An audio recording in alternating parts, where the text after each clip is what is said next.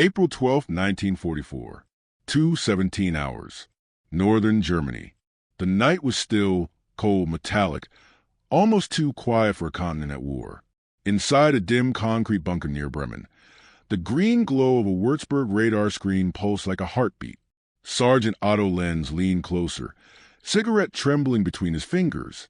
For months, his screen had been empty. Allied raids were mostly predictable, their ranges limited, their formations familiar. But tonight, something was different. A faint pulse appeared on the scope.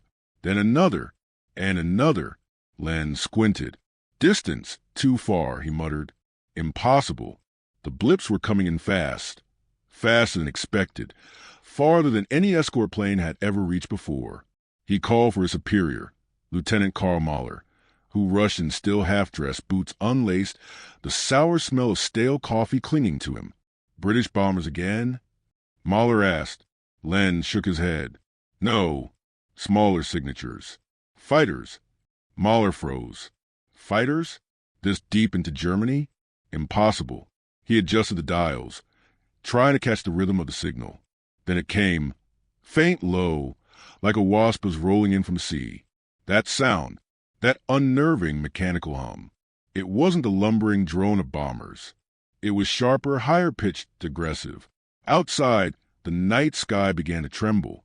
From a channel to the North Sea coast, Luftwaffe listening posts reported the same strange sound, a swarm-like roar that seemed to fill the air from horizon to horizon. Radio chatter erupted across Germany's air defense network. Nobody had seen them. Nobody could even identify them. In Berlin, an officer scribbled into his log. Unidentified fighter wave detected long range, bearing 260, sound unfamiliar. Within minutes, the alarm started. Anti-aircraft batteries went to readiness. Spotlights swept the black sky. But nothing appeared, only that growing, endless buzz. When the first engines finally broke through the clouds, they weren't British Spitfires. They weren't short-range Mustangs.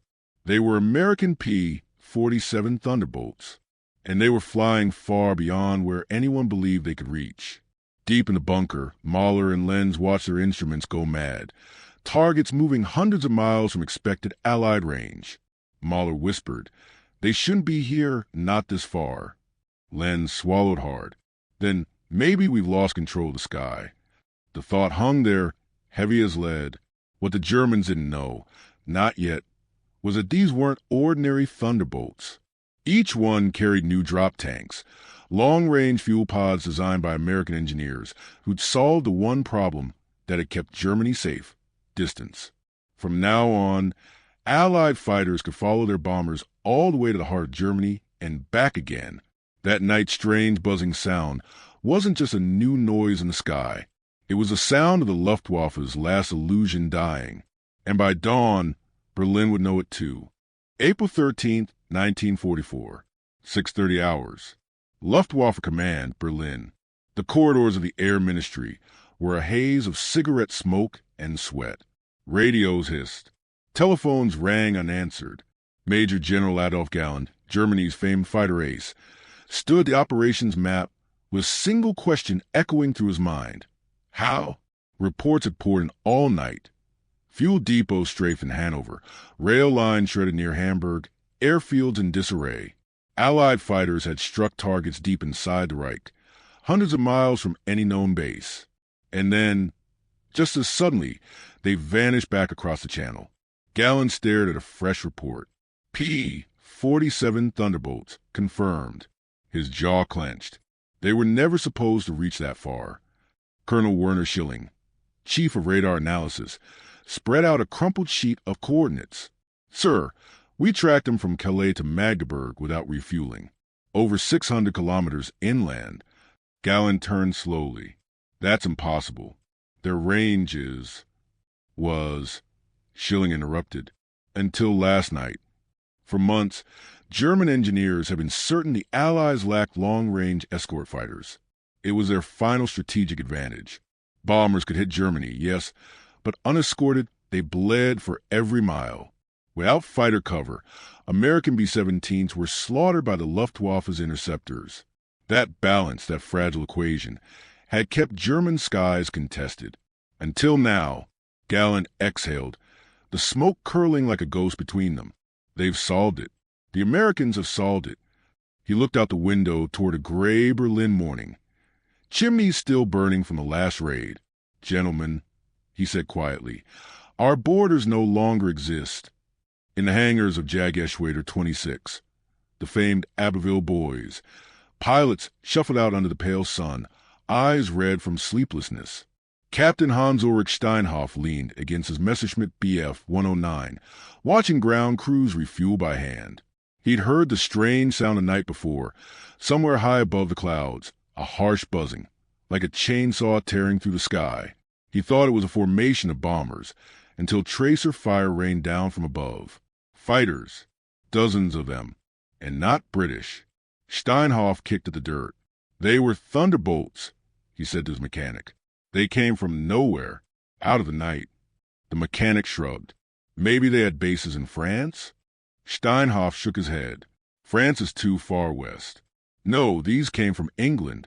He paused, eyes narrowing. They shouldn't have made it this far. He didn't know it yet, but each of those Thunderbolts carried 2 sleek aluminum tanks beneath their wings, 108-gallon drop tanks, designed by American engineer Benjamin Kelsey and his team. Cheap, disposable, aerodynamic. When empty, the pilots simply released them, letting the tanks fall away midair, and the Thunderbolts roared on, light and lethal. For the first time in the war, Allied fighters could escort bombers all the way to Berlin, through every flak corridor, every interception zone. The Luftwaffe's home field advantage, the one thing they had left, was gone.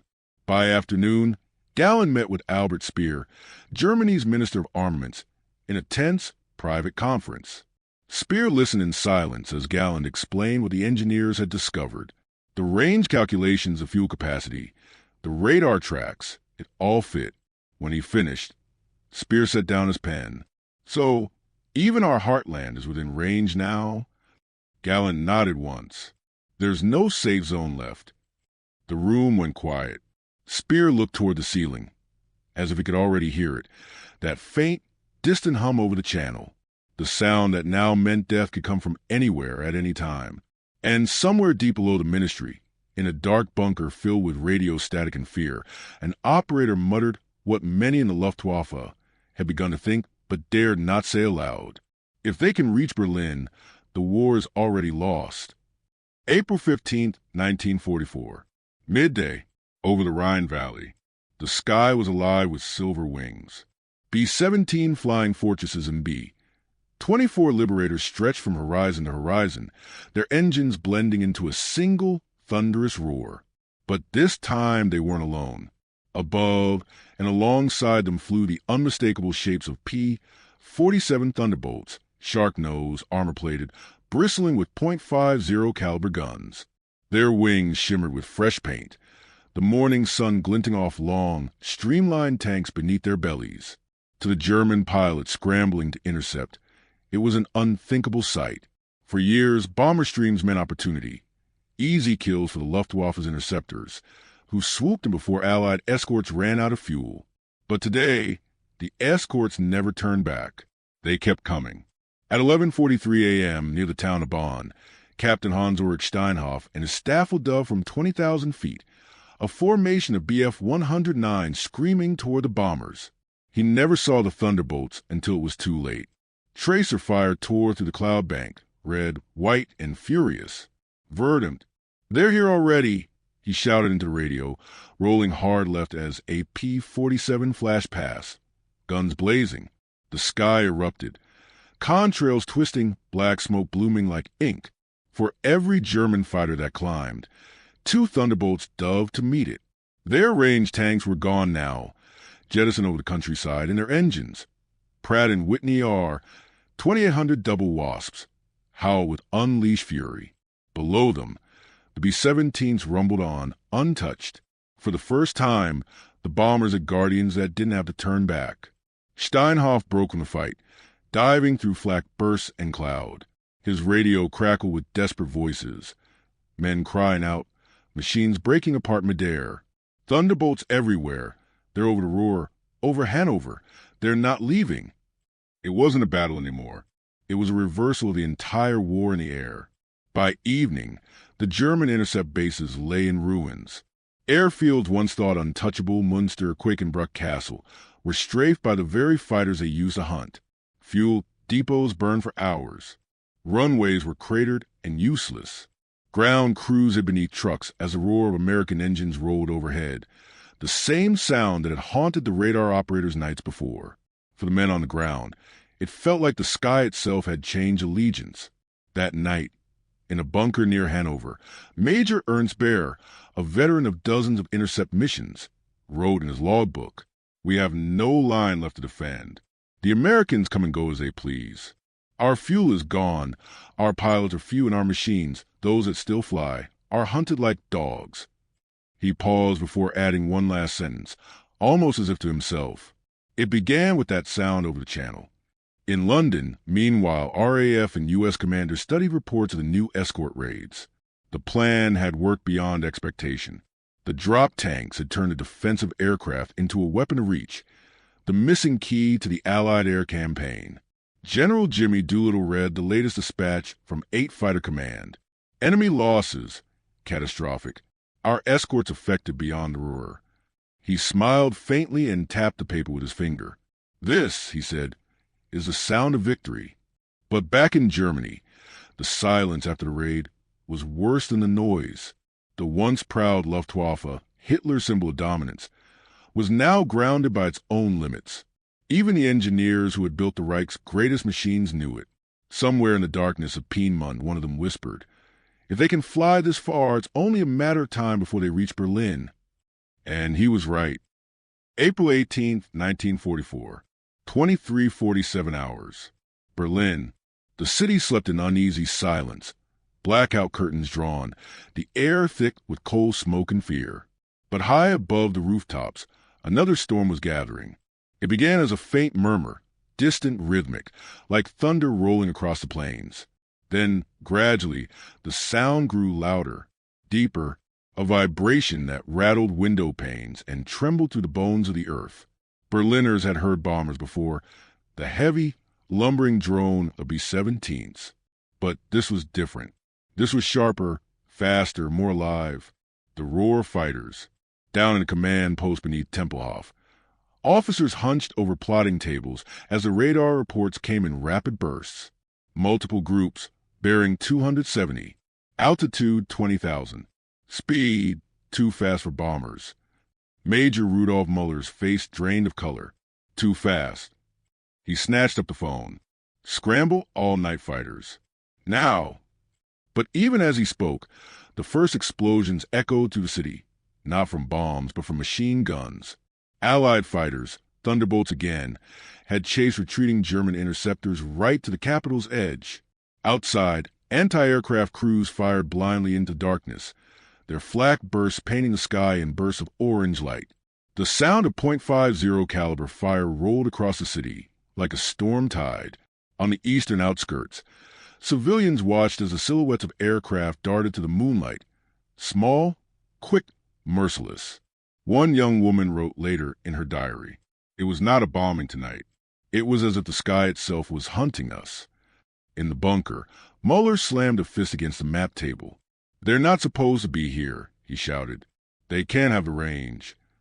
But a junior officer cut him off, eyes locked on a radio headset. "Sir, they're being guided all the way from England. Allied radar.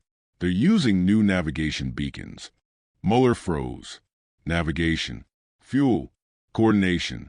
Every safeguard the Luftwaffe relied on, distance, weather, radar gaps, all gone in one night. He knew then what Galland had feared days earlier.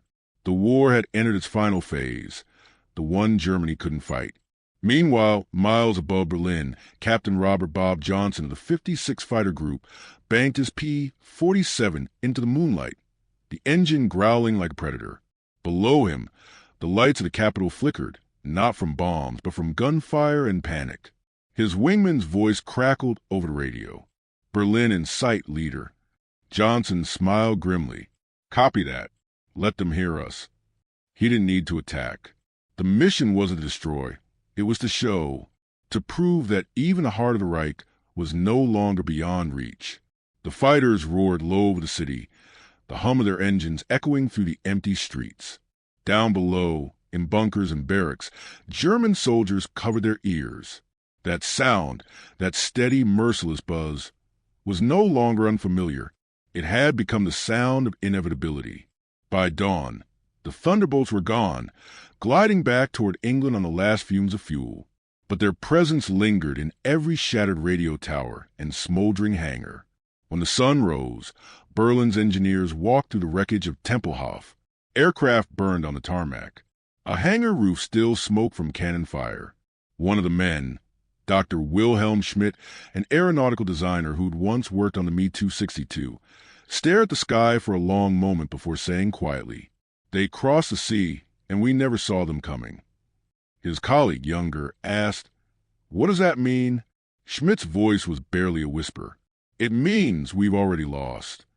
And so, the night the engineers first heard that strange, buzzing roar over the channel became the night Germany's air war died, not with an explosion, but with a sound that told every man who heard it, soldier, engineer, or civilian, that the sky no longer belonged to them. From that night on, nowhere in the Reich was truly safe. Not Hamburg, not Hanover, not even Berlin. The Allies had broken the sky open, and the sound of their engines would haunt Germany until the very end.